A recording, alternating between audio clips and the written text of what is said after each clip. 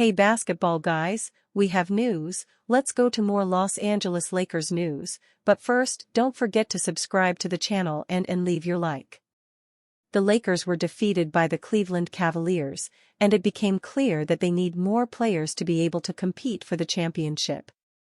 Manager Rob Pelinka declared that he will pull the trigger and make more deals to put the Lakers among the favorites.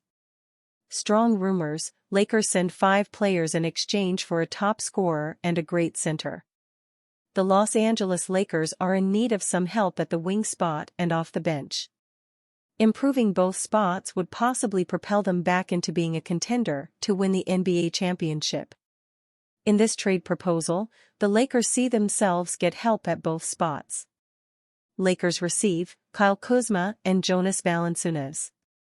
Wizards receive Jared Vanderbilt, Jalen Hood-Schifino, Gabe Vincent, Jordan Clarkson, a top 3 protected 2029 first-round draft pick.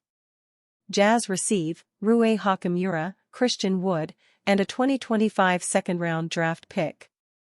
Los Angeles has been linked to being interested in Valanciunas for a while now. His brand of basketball is exactly what the Lakers need off the bench. He's someone who is extremely physical down low, can grab tough rebounds, and can score efficiently in the paint. Bringing back Kyle Kuzma would solve the issues on the wing.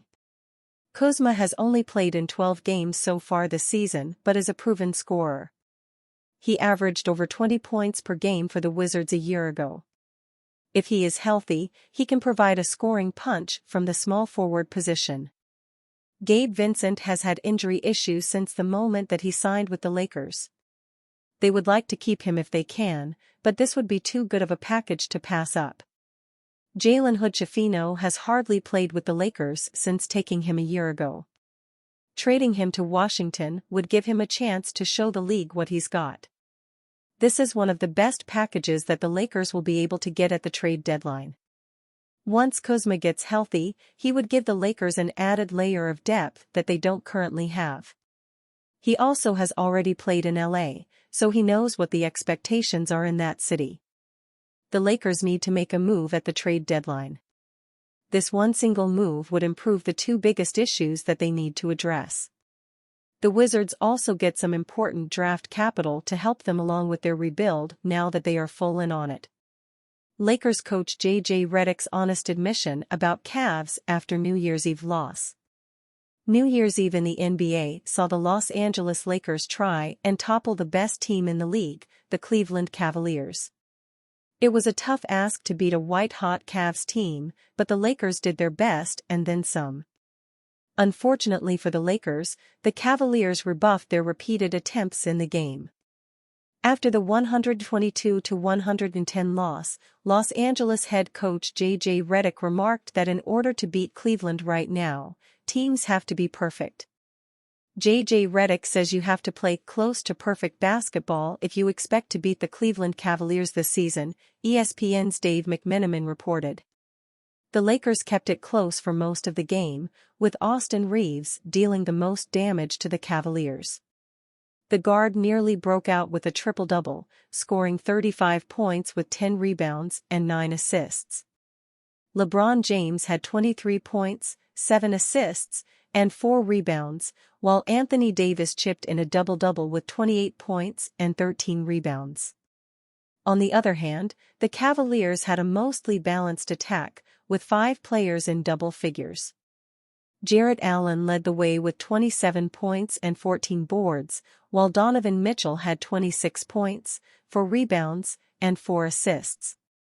The Lakers gave the Cavs a run for their money by cutting the lead to 5 points with just under 3 minutes left in the game. However, Allen proved to be a monster too tough for LA to handle, as the star center powered his way through the paint in crunch time for the win. The Lakers now sit at 18-14 this season, good for 7th place in the West. Meanwhile, the Cavs maintain their position as the top dog in the East with a 29-4 record. 4 who popped and 3 who flopped in Cavaliers' casual New Year's demolition of Lakers. As thousands of fans celebrated the New Year back home in Ohio, the Cleveland Cavaliers were celebrating their 8th straight win in the visiting locker room of Crypto.com Arena in Los Angeles. One day after LeBron James turned 40 years old, his former team showed up and punched the Los Angeles Lakers in the mouth. A tight game at halftime was blown open by a Cleveland run late in the third and early in the fourth. The Lakers made a push late before a Jarrett Allen flurry slammed the door shut in the final minutes. The Lakers are now 18-14, good for 7th in the Western Conference, although their -2.4 net rating is only 12th in the league. The Cavaliers, on the other hand, are now 29-4 and in first place in the Eastern Conference by a solid 5 games. Who had the best performances of the night for this holiday showdown between the king and his former kingdom? Who stumbled in the game? Let's look at the standouts for both teams and highlight the top performances from an entertaining game. Jarrett Allen popped. We start with the best player on the court for the Cavaliers, center Jarrett Allen. Just one day after we highlighted how his role has been minimized this season and how the spotlight tends to shine on his star teammates instead of on Allen, he came out with one of his very best games of the season. Allen led the Cavs with 27 points to go with 14 rebounds and 3 blocks. He also had the best plus-minus on the team with +12. The Lakers had no answers for him in the pick and roll, and he cleaned the glass consistently to prevent second-chance opportunities for LA. The defining moment of the game came in the fourth quarter. Evan Mobley subbed back into the game with 4.5 minutes remaining and the game still undecided. Kenny Atkinson has tended to bring Allen out in such situations to maximize the shooting on the floor. He didn't do that last night, and Allen proceeded to take over. In this final 4:27 of the game he scored 11 points and had 4 rebounds, closing the water off for the Lakers as they tried to claw their way back. Los Angeles got as close as 5 points before Allen's personal 6-0 run pushed the lead to 11 and effectively ended the game. Dalton Connect flopped. The Los Angeles Lakers seem to have landed on a legitimate NBA player in Dalton Connect, their first-round draft pick from June's draft.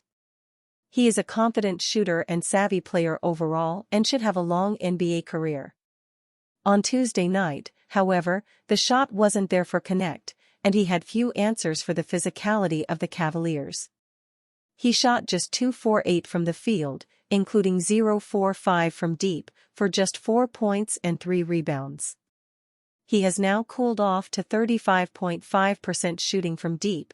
If he isn't knocking down shots, his value to the Lakers is going to be extremely limited down the stretch of this year. Ruhakam flopped. If Connect was bad on Tuesday, the Lakers' starting forward alongside LeBron James was even worse. Ruhakam is a wildly inconsistent offensive player and subpar defender, and he showed off both shortcomings against a superior Cleveland Cavaliers frontcourt on New Year's Eve. Hakamura shot only 3-for-10 from the field, including 0-for-3 from deep, and scored 7 points against the Cavs. He also contributed 0 assists. When his shot isn't falling, there is not much he provides on offense. He was also a wreck defensively, and finished with a game-worst -17-point differential on the night. Anthony Davis popped. Let's highlight the 2 Lakers who played well. Anthony Davis was not frightened by the star-studded front line of the Cavaliers, battling with them all night long and finishing with a line of 28 points, 13 rebounds, and 4 assists. What's more, he was extremely active on defense, with 3 steals and a pair of blocks. The impact of Jarrett Allen and Evan Mobley was still present, however, as they often forced Davis to take shots from further out. Davis was 7-for-7 when he shot right at the rim, but he was 5-for-14 on all other shots. That's a lot of jumpers and floaters for him to take, a credit to Cleveland's defense. Austin Reeves popped. The other Lakers player who came to play was Austin Reeves, and he continued his recent heater with another standout performance.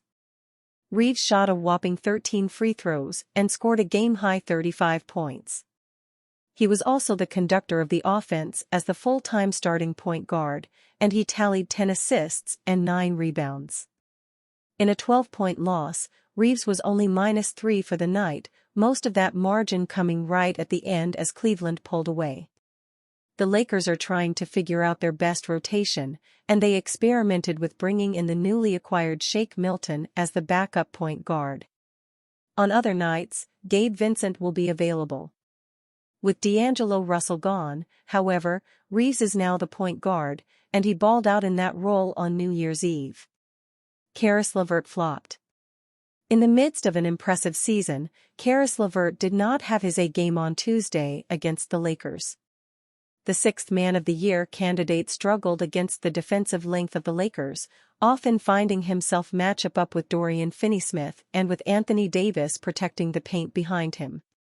LeVert shot just 1 for 4 in his 23 minutes, scoring 3 points with just 2 assists and a single rebound.